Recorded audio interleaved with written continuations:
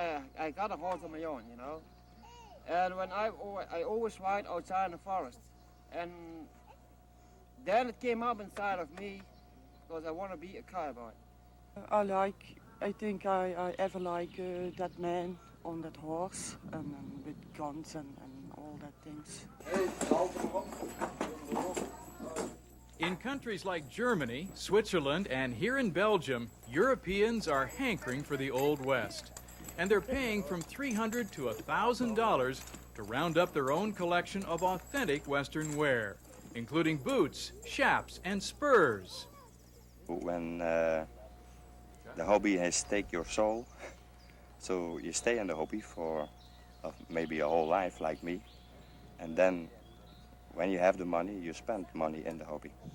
Here at the Pony Express station, if you're a member of the Old Western Club, you take a different name for the entire weekend. It might be Jeremiah, Little Ed, Crazy Danny, because that's what you are, a cowboy for the weekend.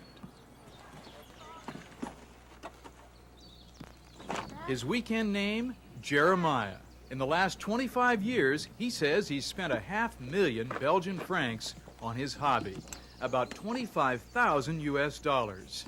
5 years ago, he turned the hobby into the Pony Express station, a 10-acre spread with stables, a saloon, and a bunkhouse in the heart of a Belgian forest.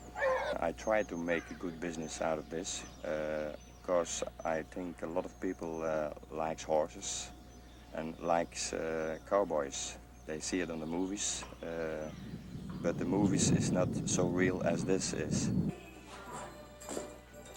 Here at Centennial City, another of nearly 20 Western clubs in Belgium, there are 60 club members who pay about $60 US a year to be a member. Once you join, you have 6 months to get your own authentic Old West outfit.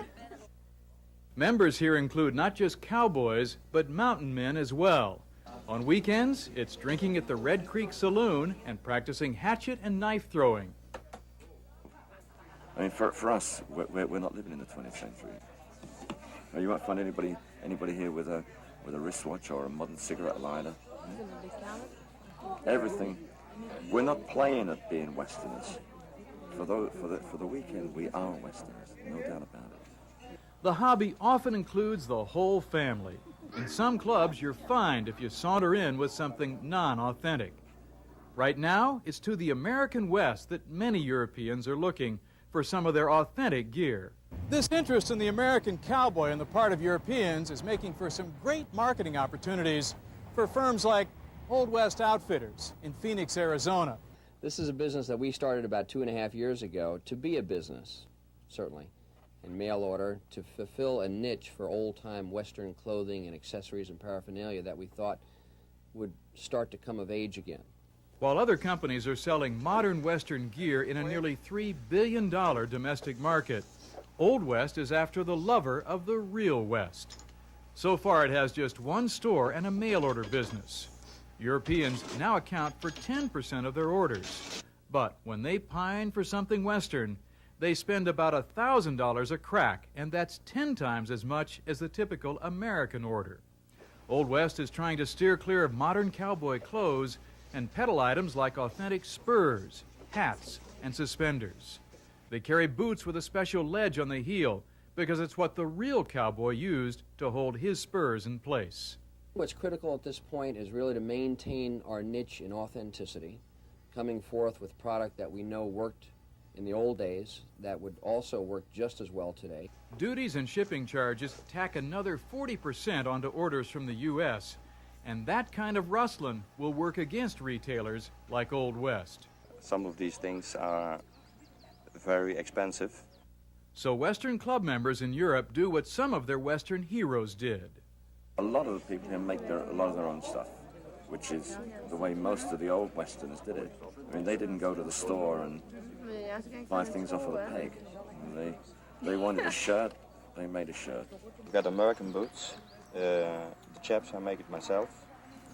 The belt, I make it myself also.